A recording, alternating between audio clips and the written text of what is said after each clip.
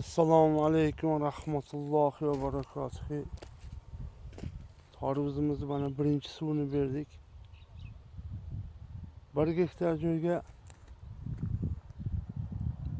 dorini ozgina sulfat omon 1 qop, 2 qop karbamidni ozgina qilib berdik. Birinchi suvini qo'ydik mana. Alhamdulillah. Tarvuz holati.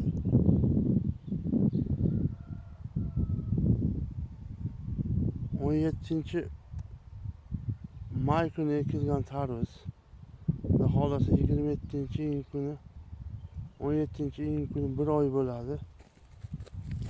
Hozir mana shu, ya'ni 7 kundan keyin, 8 kundan keyin 1 oylik tarvuz bo'ladi. Tarvuz mana shunday yaxshi joylari bu. Огородimiz yer har xil bo'lganligi uchun bir xil joylar. Olalar bor. Mana bular tekis holatda chiqqan. Mana qilib 4ta dorini tagiga tashlab chiqdik. Karbamid bilan sulfat omonni aralashtirgan holatda. Buni nimaga syomka qilyapman? Tarvuzni birinchi yil ekishimiz. Bizda unchalik ma'lumotlar yo'q. Agar tarvuzga tushungan odamlar bo'lsa, dehqonlar bo'lsa, maslahat berib, o'z kommentariyalarni yozib bizga o'rgatsalar xursand bo'lamiz. Bugungi sanaga keladigan bo'lsak, 2026-yil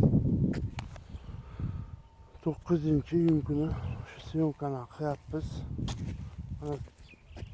8000 dona urug' ekdik. Mana shu yerga bir ozroq joyga urug'imiz yetmay qolgandi. Qovun ekkanmiz. Lekin qovunni rivojlanishi tarvuzga qaraganda yaxshiroq bo'lar ekan. Mana qovun. Ekmatda udobreniyya qildik. Hozir bug'doy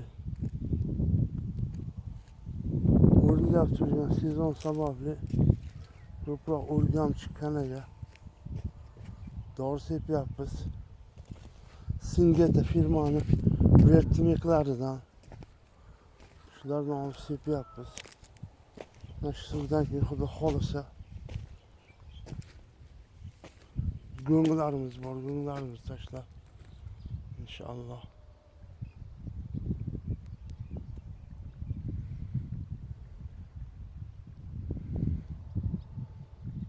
O'z fikrlaringizni kommentariyalarga yozinglar. Xudo xolisa bizni muxlislarimiz duo qilib turinglar.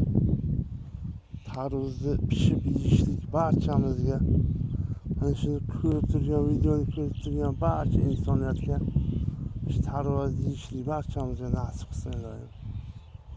Duoda bo'linglar. Assalomu alaykum va rahmatullohi va barakatuh.